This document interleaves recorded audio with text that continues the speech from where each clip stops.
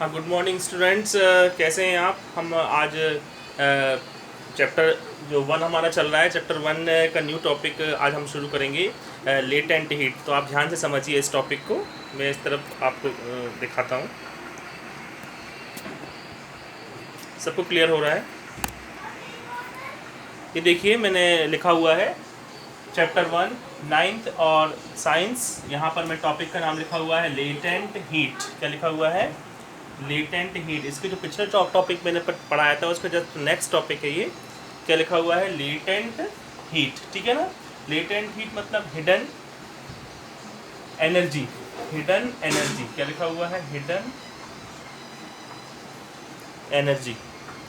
तो hidden energy की definition आप यहाँ पर देखिए, लिखा हुआ है the heat absorbed by 1 kilogram of substance to change in its state. क्या लिखा हुआ है? The heat absorbed by 1 kilogram of substance to change its state, it is known as latent heat. मतलब यदि कोई 1 किलोग्राम सब्सटेंस है, भले ही वो सॉलिड है, लिक्विड है, तो 1 किलोग्राम यदि वो सब्सटेंस है, उसको हम क्या कर रहे हैं? उसकी हम स्टेट चेंज करना चाह रहे हैं। जैसे सॉलिड से लिक्विड में कन्वर्ट करना चाह रहे हैं या लिक्विड से गैस में कन्वर्ट करना चाह रहे हैं, तो जब वो स्टेट चेंज होगी उस समय जब जो हीट एब्जॉर्ब होगी उसी हीट को क्या बोलते हैं अपन? लेटेंट हीट बोलते हैं। क्लियर हो गया?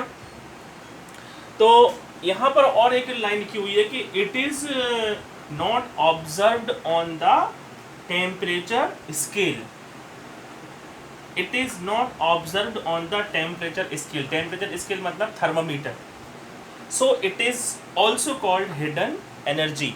मतलब जब अपन थर्मामीटर से उस समय नापते हैं, उसको मेज़र करते हैं टेम्परेचर को, तो उस समय टेम्परेचर हमको राइज होते हुए नहीं दिखता, वहीं पर रुक जाता है। थर्मामीटर का जो मरकरी है वहाँ पर हमको दिखता नहीं है राइज टेम्परेचर होते हुए, क्योंकि वो जो हीट होती है वो एब्जॉर्ब हो जाती है पार्टिकल्स के द्वारा स्टेट चेंज करने के लिए। तो इस एनर्जी का एक और नाम है हिडन एनर्जी। मतलब वो हमको दिखती नहीं, छुपी हुई एनर्जी है वो, हिडन एनर्जी इसको बोलते हैं। ठीक है ना?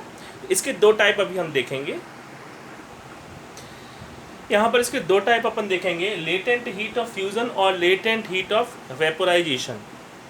तो यहाँ पर मैं आपको दिखा रहा हूँ कि latent heat of fusion, fusion को हम मेल्टिंग भी बोलते हैं। तो लेटेंट हीट ऑफ फ्यूज़न मतलब जब मेल्ट होगा कोई सब्सटेंस, जब मेल्ट मतलब जब सॉलिड से लिक्विड में कन्वर्ट होगा, उस कंडीशन में जो लेटेंट हीट होगी उसको बोलते हैं लेटेंट हीट ऑफ फ्यूज़न। इसकी डेफिनेशन देखिए, the heat absorbed by 1 kilogram of solid to convert into liquid at its melting point. At its melting point, melting point पर 1 किलोग्राम सॉलिड जब लिक्विड में convert होता है, उस समय जो हीट एब्जॉर्ब होती है उसको बोलते हैं latent heat of fusion. Example देखिए, आइस टू वाटर। जब आइस मेल्ट होकर वाटर में कन्वर्ट होता है, उस कंडीशन में इसको लेटेंट हीट ऑफ फ्यूजन बोलते हैं। और कहाँ कब किस टेम्परेचर पर होगा? एट 0 डिग्री सेल्सियस, क्योंकि 0 डिग्री सेल्सियस पर आइस मेल्ट होना शुरू हो जाता है। तो आइस इसमें एक और पॉइंट डला हुआ है कि जब ice is colder than melted ice at 0 degree Celsius due to latent heat.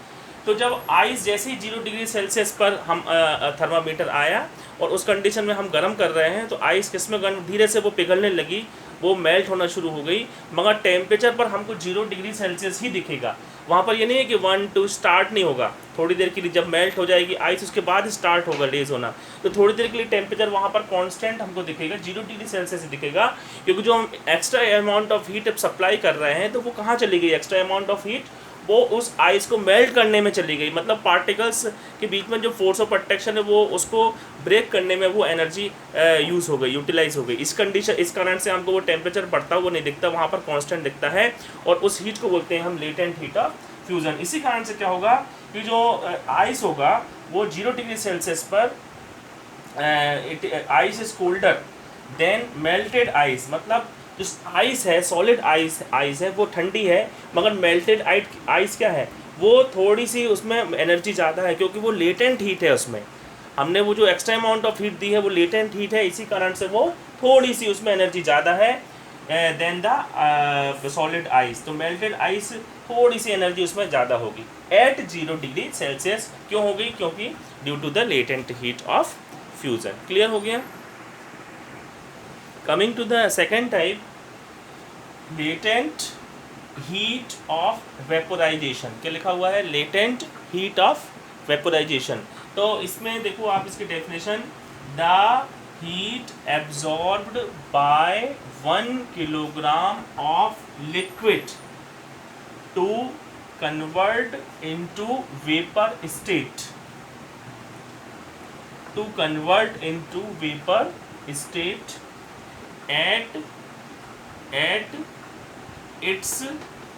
at its boiling point, at its boiling point। Boiling point पर, बॉइलिंग टेम्परेचर पर जब हम किसी लिक्विड को 1 किलोग्राम लिक्विड को वेपर में कन्वर्ट करते हैं तो उस कंडीशन में जो लेटेंट हीट जो एब्जॉर्ब होती है, हीट जो एब्जॉर्ब होती है उसको बोलते हैं अपन लेटेंट हीट ऑफ वेपोराइजेशन। उसके एग्जांपल देखो आप, water to vapour at 100 degree Celsius. Okay, water to vapour at 100 degree Celsius. और इसी कारण से क्या होगा, यहाँ नीचे लिखा हुआ है बॉइलिंग वाटर जब बॉयल होने लगा 100 डिग्री सेल्सियस पर, क्या हुआ, हमने टेम्परेचर बढ़ाते गए 100, 20, 30, 40, 80, 100 पर जब गए तो वो बॉयल होने लगा, वाटर बॉयल होने लगा और वो कन्वर्ट होने लगा किस में? वेपर में कन्वर्ट होने लगा। जब हम टेम्परेचर का थर्मामीटर स्केल उसमें लगाएंगे तो वो 100 डिग्री सेल्सियस दिखाएगा टेम्परेचर, थोड़ी देर के लिए 100 डिग्री सेल्सियस पर वो रुक जाएगा। ठीक है ना, पहले तो बढ़ते जा रहा है, 100 पे जाके वो रुक जाएगा और वाटर वेपर में कन्वर्ट होने लगेगी। क्योंकि वो जो हीट है वो थर्मामीटर का स्केल नहीं बढ़ा रही, वो मतलब क्या कर रही है, वो heat, extra amount of heat वो पार्टिकल्स में चले, पार्टिकल के द्वारा एब्जॉर्ब हो गई। वो पार्टिकल दूर दूर हो रहे हैं क्योंकि वो लिक्विड में पास हैं, वेपर में वो पार्टिकल दूर दूर हो रहे हैं by the absorption of extra amount of heat, that is called latent heat of vaporisation. इसी कारण से बॉइलिंग वाटर जो होता है लेस हॉट, कम गर्म है in comparison than the steam at 100 degree Celsius. जो वाटर वेपर्स होती हैं वो ज़्यादा गर्म होती हैं, जो भाप होती है वो ज़्यादा गर्म होती है than the boiling water. Why it is so? Because of the latent heat of vaporisation. Clear? अब हम कुछ क्वेश्चंस डिस्कस करेंगे। तो जो क्वेश्चंस हैं वो internal question in-text page number 9 पे हैं। तो इस पेज के मैंने 1 और 2 क्वेश्चन पहले करवा दिए हैं। उसके बाद मैं क्वेश्चन नंबर 3 पे आऊँगा। लिखा हुआ है क्वेश्चन नंबर 3। तो क्वेश्चन नंबर 3 में जरा रीड करता हूँ। क्वेश्चन नंबर 3 क्या है? For any substance why does the temperature remain constant during change in the state. ठीक है ना, तो वही वाला अभी जो मैंने पढ़ाया आपको टॉपिक। क्यों ऐसा हो रहा है कि जब हम स्टेट चेंज करते हैं तो टेम्परेचर कांस्टेंट होता है, ये पूछा है आपसे क्वेश्चन में। इसका आंसर ये है क्योंकि it is because of latent heat. क्यों हो रहा है ऐसा? Latent heat. इसका रीज़न भी है the extra amount of heat, the extra amount of heat या energy is absorbed to break intermolecular, मतलब पार्टिकल के बीच में जो फोर्स ऑफ अट्रैक्शन है वो इंटरमोलिक्यूलर फोर्स ऑफ अट्रैक्शन। ठीक है, तो आप लेटेंट हीट भी लिख दोगे तो भी सफिशिएंट है। तो यह है आंसर नंबर 3। उसके बाद मैं क्वेश्चन नंबर 4 भी पढ़ूंगा। क्वेश्चन नंबर 4 में लिखा हुआ है suggest a method to liquefy atmospheric gases. जो एयर है, एटमॉस्फेरिक गैसेस जैसे एयर जो है, एयर में जो गैसेस हैं हम चाहते हैं कि वो इनको लिक्विफाई करें। ठीक है, जिसमें हम उसको यूज़ कर पाएँ। जैसे एटमॉस्फेयर में कौन सी है? नाइट्रोजन गैस है, ऑक्सीजन गैस है, कार्बन डाइऑक्साइड है। हम इसको लिक्विफाई करना चाहते हैं तो हम क्या करते हैं? कैसे लिक्विफाई करें गैस को? कैसे कर सकते हैं लिक्विफाई? आप जानते हो कि जो हमारे जो एलपीजी जो सिलेंडर है उसमें जो गैस होती है, ब्यूटेन गैस जो होती है, वो उसको सिलेंडर में जब भरते हैं तो वो लिक्विफाई हो जाती है। आप सिलेंडर को यदि शेक करके देखें, हिला के देखेंगे तो आपको अंदर लिक्विड जैसा ऐसा लगेगा कुछ भरा हुआ है, इसमें लिक्विड भरा है, तो वो लिक्विफाई फॉर्म। इसी कारण से उसका फुल फॉर्म क्या है? Liquefied petroleum gas. मतलब वो लिक्विफाइड है, अंदर लिक्विड है वो। तो ऐसा क्यों हुआ? आप सोचिए, आपको मालूम है कि ये हाई प्रेशर, जब बहुत हाई प्रेशर के कारण अब जब दबाव उसमें बना के अंदर भरी जाती है तो वो उसके पार्टिकल्स, गैस के पार्टिकल दूर दूर हैं, जब वो गैस के पार्टिकल को दबाया जाता है, हाई प्रेशराइज किया जाता है तो वो पास पास आ जाएंगे तो उनके बीच कुछ इंटरमोलिकुलर फोर्स ऑफ अट्रैक्शन बढ़ जाएगा और वो लिक्विड में कन्वर्ट हो जाएंगे। तो अपन प्रेशर को हाई कर सकते हैं, उसके कारण उसके अलावा अपन टेम्परेचर को भी ठंडा करके भी हम गैस को लिक्विफाइड कर सकते हैं। तो दोनों कारण लिखे हुए हैं मैंने आंसर नंबर 4 में, ये लिखा हुआ है आंसर नंबर 4। पहला लिखा हुआ है बाय डिक्रीज इन टेम्परेचर को कम कर दिया, ठंडा कर दिया गैस को, और दूसरा क्या लिखा हुआ है बाय इंक्रीज इन प्रेशर। दोनों हम दोनों चीज़ें अप्लाई कर सकते हैं हम गैस को या एटमॉस्फेरिक गैस को लिक्विफाई करने के लिए। Thank you.